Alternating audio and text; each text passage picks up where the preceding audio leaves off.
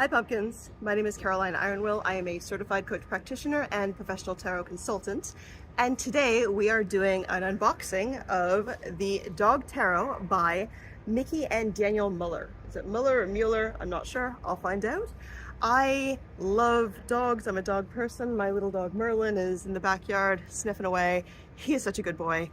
And this deck was specifically bought for a special project that I have in mind. Hopefully that project will get off the ground soon, but today we are doing an unboxing, walkthrough, and review of the Dog Tarot. So, let's begin.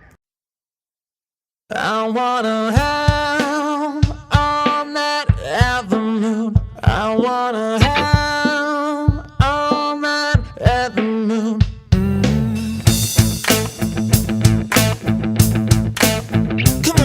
Taking the cellophane off. So this is a brand new deck. I did get it on Amazon. I will leave a link below. I enjoy when decks come in a pack, in a bigger box, usually with a book. I don't need the book anymore, but I do like when they come in this kind of packaging. Okay, so it has a magnetic flap, which is good. Beautiful, beautiful inlay. The moon. Now, I'm wondering about this deck. Is there going to be, like, what's the devil going to be? Is it going to be the dog catcher? I'm hoping that the Three of Swords isn't the vet. So it does come with a book.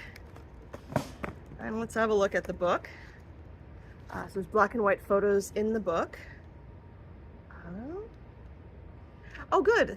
Big thanks to Barbara Moore for believing in us and our pack of dogs, for giving us the opportunity to create this magical world together. Barbara Moore is a well-known author of tarot books, and I have a few of her books, so yeah, great to see that she collaborated on this. So it does have a write-up of each card and the meaning for both upright and reversed, which I like. There's only one paragraph on the reversed, and I like to see equal attention given to both the reversed and upright cards. All right, and we'll get into the deck. Oh, oh my goodness, oh my goodness, look at that, look at that, look at that. It's a baby Beagle. So if Merlin comes back, he's out sniffing right now in the back, but if he comes around back, I will show you Merlin. He's a Beagle. I love Beagles. I got him as a tiny, tiny Beagle puppy. He was 7 weeks old and weighed under 5 pounds. And he's my baby boy.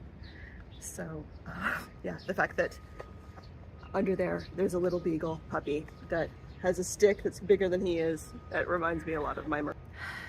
The deck is, it's a good size. It's not super big. I don't like decks that feel like I'm shuffling a novelty deck, and it doesn't have borders. There are a lot of tarot readers who will cut off the borders of their cards. So last time I gave it a shuffle before I did the walkthrough, and then I had to put the cards back in order. The cards are really thick. They've got a good stock to them. They are gloss and smooth.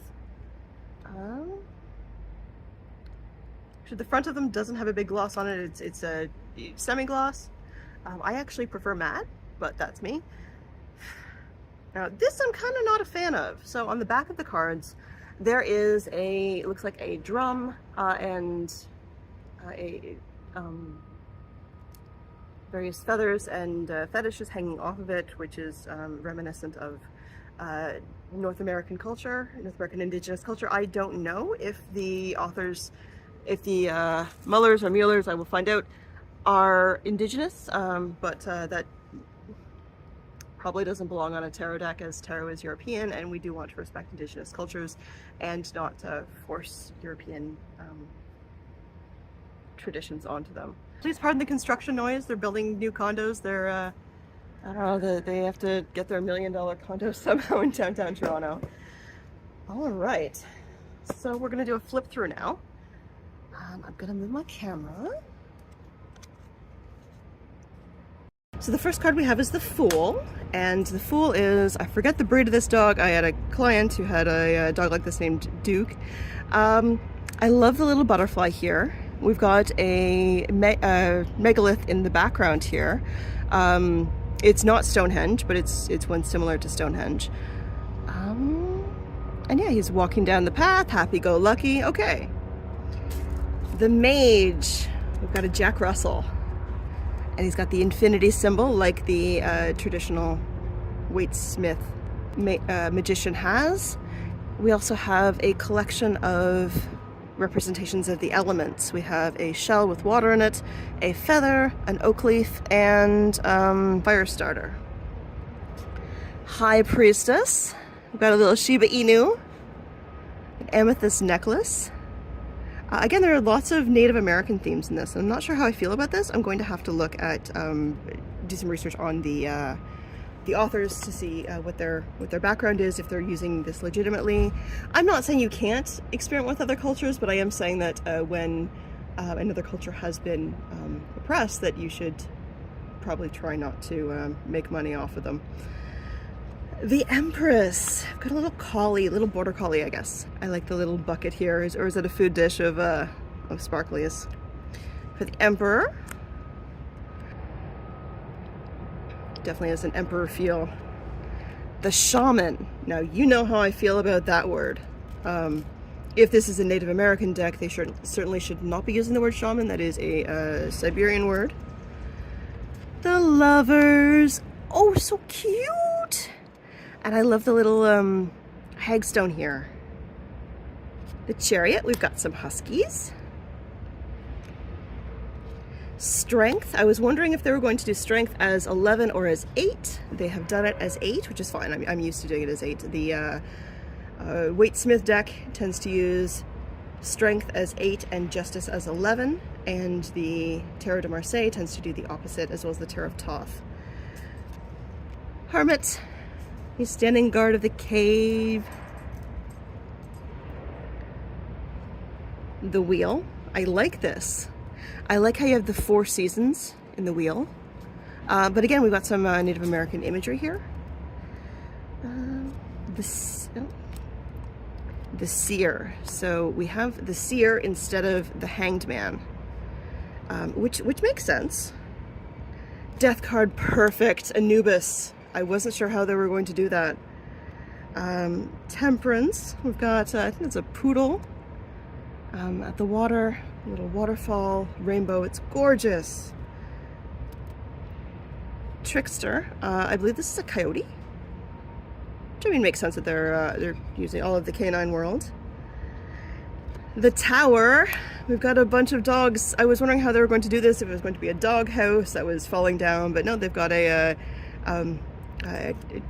megalith stone with some carvings in. It looks like a beagle here again. I think they're all hounds. Was that a bloodhound? And I'm not sure what that is, but yeah, they're all hounds. Here we have the dog star. Cute. The moon. We've got a hound howling at the moon. The sun. It's gorgeous. We've got some, is it a semoid? 19. The sun with some sunflowers. Judgment, we have the call, and it's a pack of dogs howling. Love it. The world, we've got another standing stone with some carvings and engravings on it. So the first suit that we have here is the what would traditionally be swords, which is the element of air, so they're calling it sky. This is the Ace of Sky. And there's nothing really about dogs here other than the drum with the paw. The Two of Sky, we have a little doggy who's climbed a tree. And the 2 is represented by the fork in the branches here. 3 of Sky. Some dogs trying to cross a river. 4 of Sky.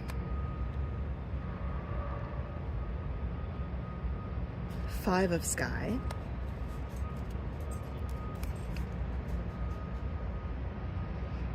6 of Sky. Here we've got the 7 of Sky.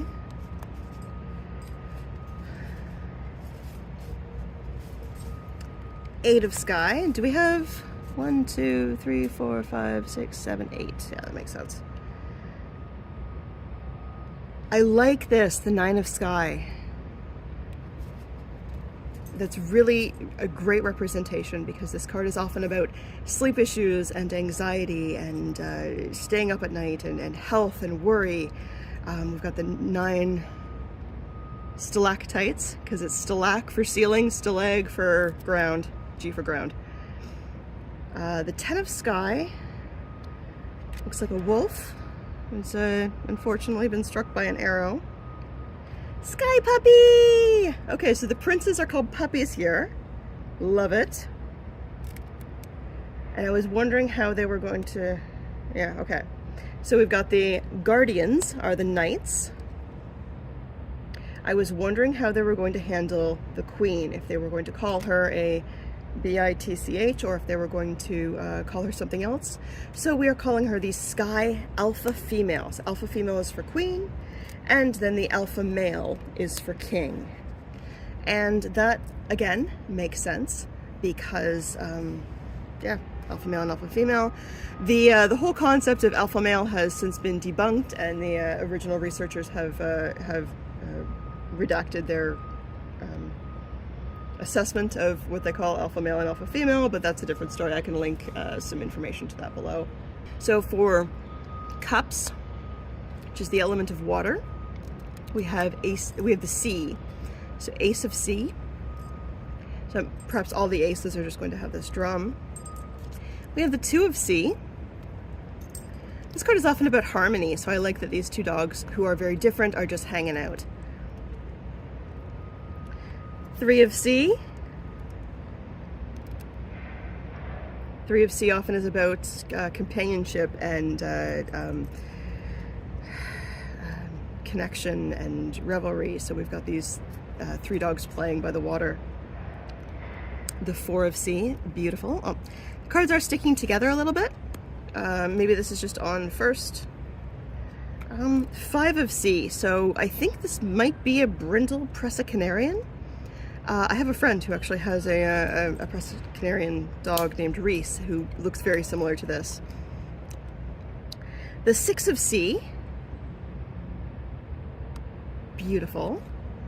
And the 6 of sea is about childhood and children, and the dogs here seem to be playing. I don't know if they're puppies or maybe they're just young at heart. 7 of sea, we've got a little corgi. 8 of sea, it's about the difficult decision to walk away often. So the dog's looking back, and this reminds me of Mr. Merlin, who is... He's right over there, but I don't want to move the camera. I'll show him at the end. When he plays chase and he's wandering, like I get really close to him and then he bolts, and then I get close to him and then he bolts, and it's not so fun when I live in downtown Toronto. We've got the 9 of sea, happy dog with a happy fish. 10 of sea, lovely. This one is often about happy home, happy family, and we have these dogs who are we do have a family here. We've got one of them is a mommy dog and a daddy doggy, and then we've got some puppies. The sea puppy. Yes, I'm probably going to do that voice for all of the puppies. Got the sea guardian. The alpha female, she's so pretty. The sea alpha male, he's so handsome. And we've got the ace of fire. So obviously fire is the element of fire. This is traditionally the suit of wands. The 2 of fire. The 3 of fire. 4 of fire. So this one is often a card that's about ceremonies. I often see this come up with weddings and graduations and retirements, these rites of passage. Got the 5 of fire.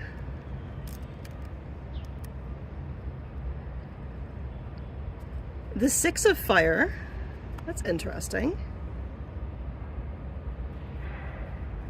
The 6 is often about being celebrated, so this dog has got some sort of award for being the best doggy ever.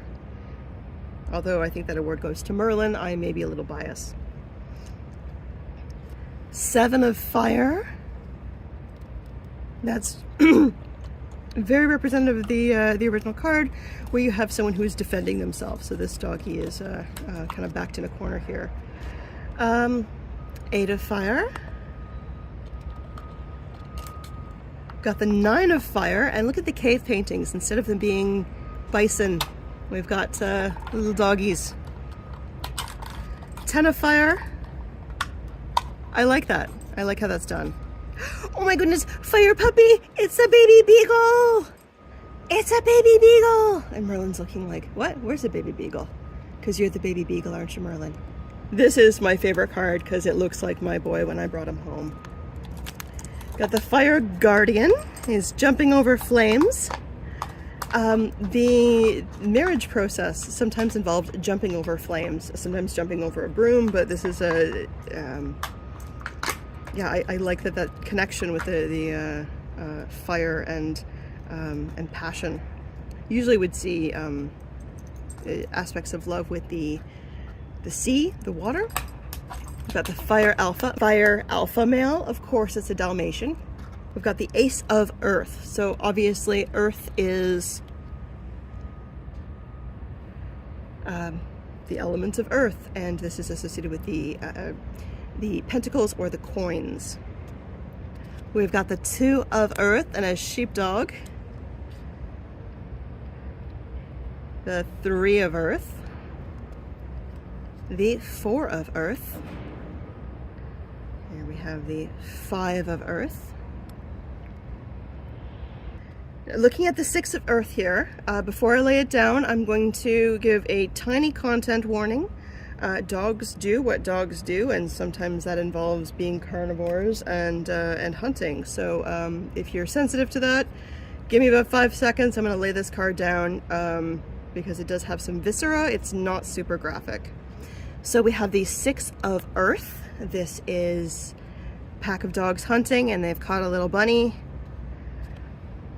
7 of earth. Love that. Oh, I'm looking forward to seeing what the 9 of earth is going to be, because that's one of my favorite cards. The 8 of earth.